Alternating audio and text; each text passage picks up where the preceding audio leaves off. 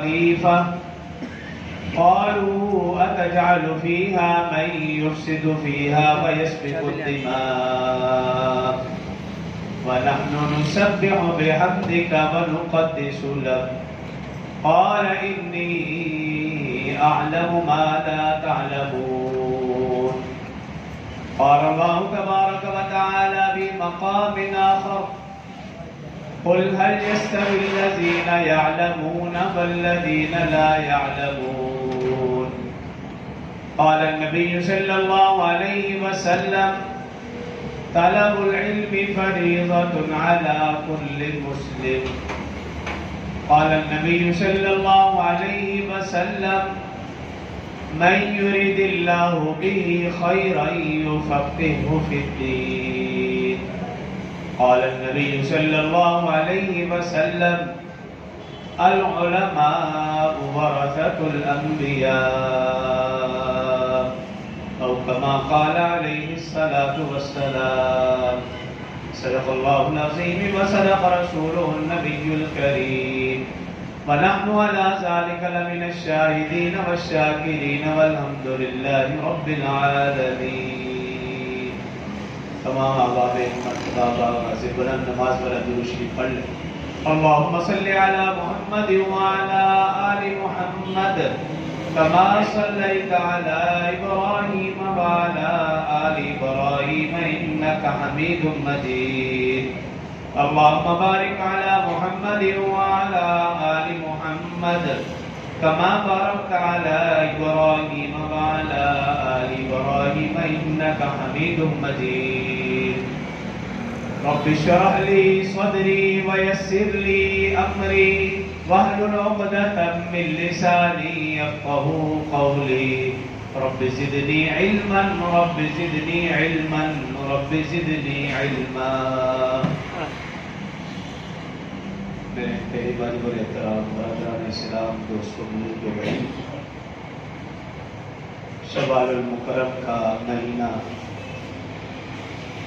اور شوال المکرم کے مہینے میں بر صغیر پاک و ہند کے اندر جتنے بھی مدارس ہیں اس میں نیو ایڈمیشن ہو رہے ہیں. تقریباً اتوار تک نظام مکمل ہو جائے گا. بعض میں تو پڑھائی شروع ہو گئی، بعض میں پیر والے دن سے. اسی مناسبت سے گزشتہ جمعہ بھی علم اور اہل علم کے حوالے سے چند فضائل عرض کیے تھے. آج کے مختصر خطبہ میں اسی حوالے سے چند گزارشات عرض کروں گا تاکہ ہمارے ذہنوں میں علم اور اہل علم کی اہمیت بیٹھ سکے اور ہم اپنے بچوں کو دین سکھانے والے بنے. خاص طور پر کسی ایک بچہ یا بچی کو ضرور دین کے لیے وقف کرے اور پھر آپ دیکھیں گے کہ جس کو ہم نے دین کے لیے مکمل طور پر وقف کیا وہ دنیا میں بھی راحت کا سامان ہے اور آخرت میں بھی انشاءاللہ نجات کا ذریعہ بنے گا. جو سب سے پہلے آیت مبارکہ تلاوت کی، اللہ رب العزت نے اس میں انسان کو جو دیگر مخلوقات پر فضیلت بخشی اس کی وجہ بیان فرمائی. وَإِذْ قَالَ رَبُّكَ لِلْمَلَائِكَةِ إِنِّي جَاعِلٌ فِي الْأَرْضِ خَلِيفَةً. اللہ رب العزت نے فرشتوں سے کہا کہ میں زمین میں اپنا نائب، اپنا خلیفہ بنانے والا ہوں.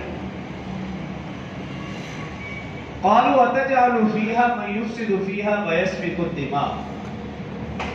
فرشتوں نے عرض کی یا اپنا خدشہ ظاہر کیا، أتجعل فيها من يفسد فيها ويسفك الدماء. کیا آپ ایسی مخلوقات پیدا کرنے والے ہیں جو زمین میں فساد پھیلائے گی اور خون ریزی کرے گی؟ وَنَحْنُ نُسَبِّحُ بِحَمْدِكَ وَنُقَدِّسُ لَكَ. اگر دوسری مخلوق کو پیدا کرنے کا مقصد عبادت ہے تو اے باری تعالیٰ وَنَحْنُ نُسَبِّحُ، ہم تیری تسبیح بیان کرتے ہیں، بِحَمْدِكَ، اور ہم تیری تحمید بیان کرتے ہیں، حمد بیان کرتے ہیں، وَنُقَدِّسُ لَكَ، اور تیری تقدیس، تیری پاکی ہم بیان کرتے ہیں. عبادت تو ہم کر رہے ہیں. اللہ رب العزت نے فرمایا انی اعلم ما لا تعلمون، جو میں جانتا ہوں تم نہیں جانتے۔ ایک اور جگہ جو دوسری آیت میں نے آپ کے سامنے پڑھی، قل هل يستوي الذين يعلمون والذين لا يعلمون، اللہ رب العزت فرما رہے ہیں کیا جاننے والے اور نہ جاننے والے برابر ہو سکتے ہیں؟ علم رکھنے والے اور علم نہ رکھنے والے برابر ہو سکتے ہیں؟ یا کیا عالم اور جاہل برابر ہو سکتے ہیں؟ انما یتذکر اولو الالباب، اللہ فرمانا عقل مند لوگوں کے لیے اس میں نصیحت ہے۔